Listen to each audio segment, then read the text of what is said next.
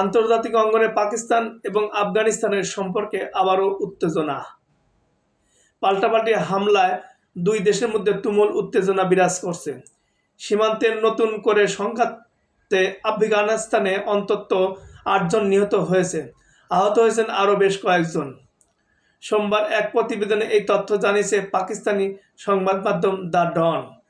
নিরাপত্তা কর্মকর্তাদের মতে শনিবার গভীর রাত পর্যন্ত চলা সংঘর্ষের সময় আফগানিস্তানের অন্তত 8 জন নিহত এবং বেসামরিক নাগরিক সহ 13 জন আহত হয়েছে।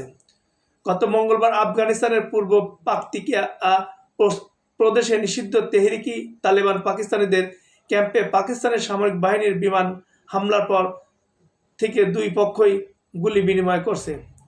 সংঘাতে পাকিস্তানের এক ফ্রন্টিয়ার কর্পস সৈন্য নিহত হয়েছেন এবং আরও 11 জন তাজা সংঘর্ষে আহত হয়েছেন। বেশ কয়েকটি সূত্রে বরাত দিয়ে বলা হয়েছে, আফগানিস্তান জঙ্গিদের পাকিস্তান অনুপ্রবেশের ব্যর্থ প্রচেষ্টার পর এই সংঘাত শুরু হয়েছিল।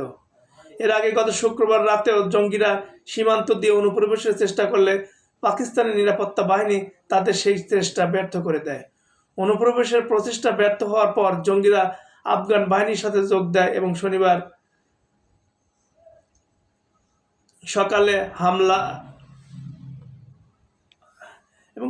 সকালে হালকা ও ভারী অস্ত্র ব্যবহার করে পাকিস্তান সামরিক পোস্টে গুলি বর্ষণ করে।